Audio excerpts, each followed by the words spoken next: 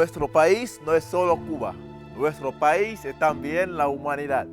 Our country is not just Cuba. Our country is also humanity. Fidel Alejandro Castro Ruz was born on August 13, 1926 in Biran, Cuba, to Ángel Castro and Lina Ruz González. He spent his youngest years on his father's farm, but spent most of his youth in Catholic boarding schools, excelling in academia and sports.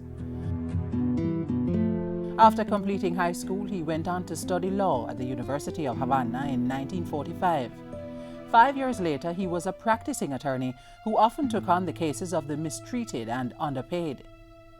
During that transition, he also took a wife, Mirta Diaz Balart.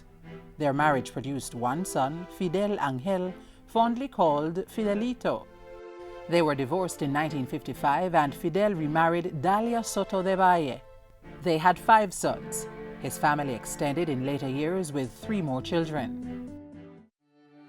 Over the years, Castro grew frustrated with the regime of General Fulgencio Batista, where the wealth of Cuba seemed to remain in the hands of a few, while the majority were either just getting by or were struggling to survive.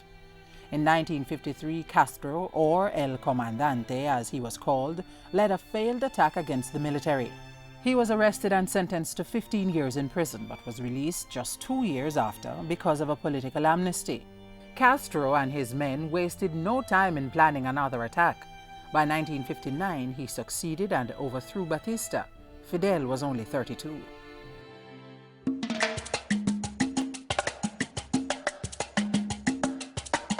He served as Prime Minister until 1976 when he became President of Cuba. It was time for a new start, but becoming leader was only a small part of the grand transformation that Cuba was to experience. Rent was cut for low-paid workers by as much as 50%, and land owned by Batista and his former ministers confiscated. Cuba's US-owned telephone company was nationalized and land redistributed among peasants. Morally opposed to racism, drugs, prostitution, and gambling, Castro abolished segregation laws in public places such as swimming pools and cemeteries and passed laws to close down casinos and nightclubs. Other changes also came that would forever transform the Caribbean country.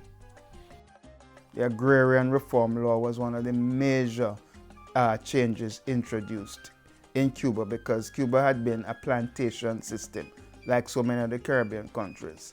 And secondly was by 1961, the campaign to eradicate illiteracy. The education project, the literacy project, has been central to the Cuban Revolution. And the other project that they decided on was the project of raising the health of the population.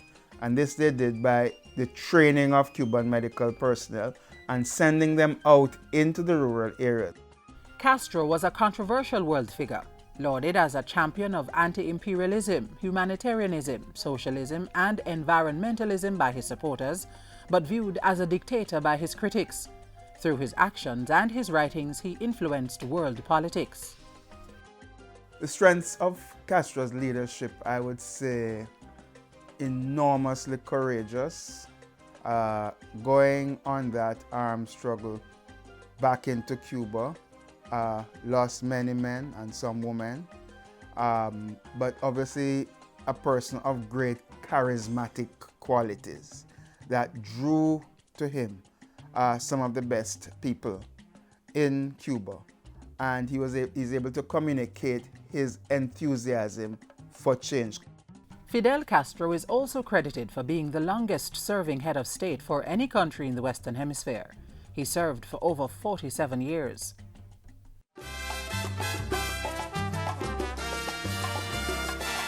Cuba and Jamaica have enjoyed a meaningful diplomatic relationship since 1972. Cuba has contributed to Jamaica's educational development with the donation of Jose Marti and Garvey Maceo High Schools and the G.C. Foster College of Physical Education. Jamaica's healthcare also received a well-needed boost through the Miracle Eye Care program and the Ophthalmology Center, which Cuba donated. Thousands of Jamaicans have benefited from eye care services, including surgeries and medication. In the area of culture, the Cuban government, which has centered its entire policy framework on the cultural development of its people, has offered technical support to the Jamaican government in the development of projects and programs. In education, over 600 medical students have received scholarships from the government of Cuba, and since the late 1970s has been granting academic scholarships for Jamaicans to study in Cuba in order to hone knowledge and skills in sports science. Also, through the country's Yo Si Puedo, or Yes I Can literacy program, several adults in the parish of St. Mary have learned to read and write. Cuba, on the other hand, benefited a lot from the research that was done by our scientists on the cows that were developed in Jamaica. Cuba also was impressed, believe it or not, in the 1970s at the prominence of black people in all areas of the state, because this was not the case in Cuba even after the revolution. And I think Castro himself spoke to that in the 70s when he spoke about the need for more blacks and women to be represented in the state, in the bureaucracy, in the armed forces, and so on. The robust El Comandante had to deal with a string of illnesses during his last political years, which caused him to take time away from political life to recuperate. In 2008, Fidel Castro permanently gave up the Cuban presidency and handed over power to his brother Raúl Castro.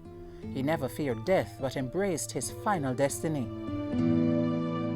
The man Fidel Castro has been silenced, but his fundamental role in Cuba's development will continue to speak for generations to come.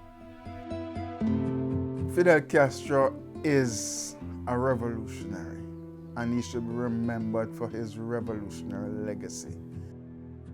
Una revolución es una lucha a muerte entre el futuro y el pasado. A revolution is a struggle to the death between the future and the past.